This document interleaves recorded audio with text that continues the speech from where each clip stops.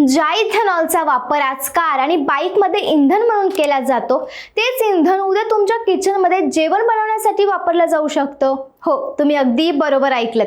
पेट्रोलच्या वाढत्या किमती आणि त्यात मिसळल्या जाणाऱ्या E20 पेट्रोलच्या वादानंतर आता केंद्र सरकार थेट तुमच्या स्वयंपाकघरातील LPG सिलेंडरला एक मोठा पर्याय म्हणून इथेनॉलचा वापर होऊ शकतो.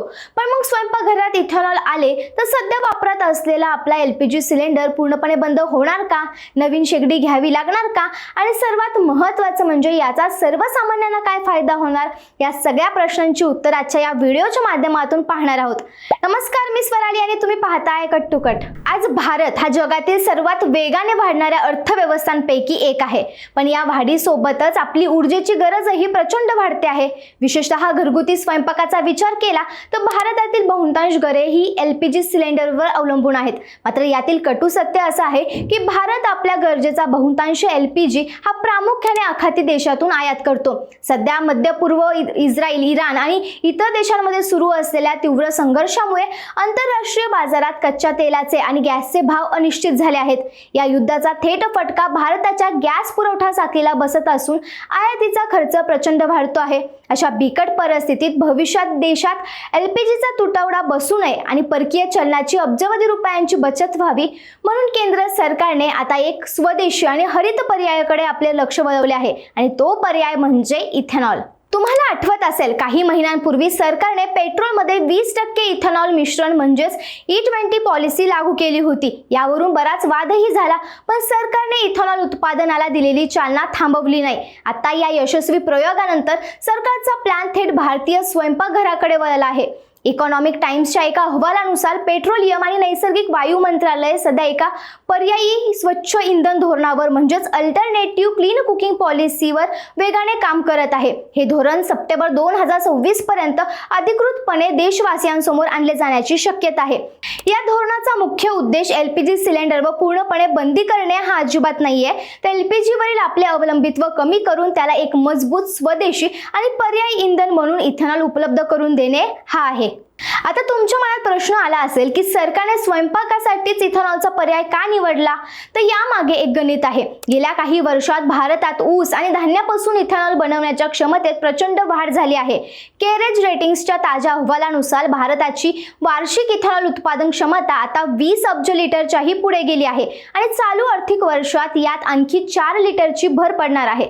आता या एकूण क्षमतेपैकी सुमारे 11 अब्ज लिटर इथेनॉल पेट्रोलमध्ये मिसळण्यासाठी वापरले जाते, तर 3 ते 3.5 अब्ज लिटर इथेनॉलचा वापर मद्य, औषध निर्मिती आणि रासायनिक उद्योगात होतो. हे सर्व पर्याय वापरल्यानंतरही दरवर्षी देशात तब्बल 700 कोटी लिटर म्हणजे 7 अब्ज लिटर इथेनॉल अतिरिक्त पडून राहते. हे अतिरिक्त इथेनॉल वाया जाऊ नये म्हणून त्याचा वापर थेट घरगुती स्वयंपाकासाठी करण्याची योजना सरकार आखत आहे.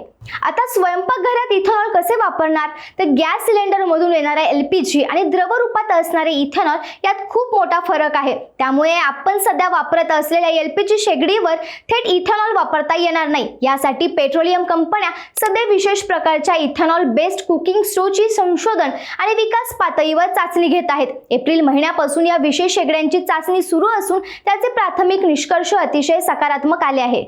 आता तुमच्या मनात सर्वात मोठा प्रश्न हा असेल की स्वयंपाकघरात इथेनॉलची एंट्री झाल्यास सध्या वापरत असलेला LPG सिलेंडर बंद होणार का? तर याचं उत्तर आहे नाही. सध्या तरी LPG सिलेंडर बंद करण्याचा सरकारचा कोणताही निर्णय नाहीये. या प्रस्तावित धोरणांचा मुख्य उद्देश LPGची जागा घेणे किंवा तो बंद करणे हा अजिबात नसून त्याला एक स्वच्छ, स्वदेशी आणि पूरक पर्याय उपलब्ध करून देणे हा आहे. आता प्रश्न येतो तो खर्चाचा. यासाठी सरकार 2 मोठ्या योजनांवर विचार करत आहे. पहिली म्हणजे ग्राहकांना इथेनॉल शेगडी खरेदी करण्यासाठी वन टाइम सबसिडी देणे किंवा दुसरी म्हणजे सध्या LPG वर मिळते तशीच थेट इथेनॉल इंधनावर सबसिडी देणे. यामुळे सर्वसामान्य कुटुंबांना हा बदल स्वीकारणे आर्थिकदृष्ट्या अगदी सोपे जाईल. या धोरणामुळे आर्थिक व पर्यावरणीय दृष्ट्या मोठे फायदे होण्याची देखील शक्यता आहे. International institute of sustainable development म्हणजेच IISDच्या अहवालानुसार भारतामध्ये बायोगॅस, ई कुकिंग आणि इथेनॉल सारख्या हरित इंधनाकडे वाटचाल केल्यास देश 2050 पर्यंत LPG सबसिडीमध्ये तब्बल 2 लाख कोटी रुपयांपेक्षा जास्त रक्कम वाचू शकतो। पण याचा सर्वसामान्यांना काय फायदा होणार? तर सर्वात पहिलं म्हणजे LPG पेक्षा स्वदेशी इथेनॉल स्वस्त असण्याची शक्यता असल्याने घरगुती गॅसचे बिल कमी होऊन पैशाची मोठी बचत होईल। दुसरं म्हणजे इथेनॉल ATM मुळे सिलेंडरची बुकिंग आणि डिलिव्हरी बॉयच्या वेटिंगची कटकट संपेल। तिसरं म्हणजे जागतिक युद्धामुळे LPGचे दर गगनाला भिडले तरी तुमच्या इथेनॉलचा एक सुरक्षित आणि स्वस्त पर्याय उपलब्ध असेल। शिवाय हे धूरमुक्त आणि हरित इंधन असल्याने गृहिणींचे आरोग्य सुधारेल आणि ऊस व धान्याला चांगला भाव मिळाल्याने देशातील बळीराजा म्हणजे शेतकरी आर्थिकदृष्ट्या सक्षम होईल। एकंदरीत LPG सिलेंडर तातडीने बंद होणार नाहीत, पण भारताच्या ऊर्जा क्षेत्रात मोठा बदल घडण्याची सुरुवात नक्कीच होऊ शकते। जर हे धोरण यशस्वी ठरलं तर आयात होणाऱ्या गॅसवरील अवलंबित्व कमी होईल, परकीय चलनाची मोठी बचत होईल, शेतकऱ्यांना नव्या बाजारपेठा मिळतील आणि सर्वसामान्य नागरिकांनाही स्वस्त, स्वच्छ आणि स्वदेशी इंधनाचा पर्याय उपलब्ध होईल। मात्र हा संपूर्ण आराखडा अद्याप धोरणाच्या टप्प्यात असून त्याची अधिकृत घोषणा आणि अंमलबजावणी कशी होते याकडे संपूर्ण देशाचं लक्ष लागलं आहे। LPGच्या जागी इथेनॉल वापरल्याने घरगुती स्वयंपाकावर आणि पर्यावरणावर कसा परिणाम होऊ शकतो याबाबत तुमचं काय मत आहे कमेंट्स मध्ये नक्की सांगा आणि अशाच माहितीपूर्ण व्हिडिओसाठी कट टू कटला सबस्क्राइब करायला विसरू नका।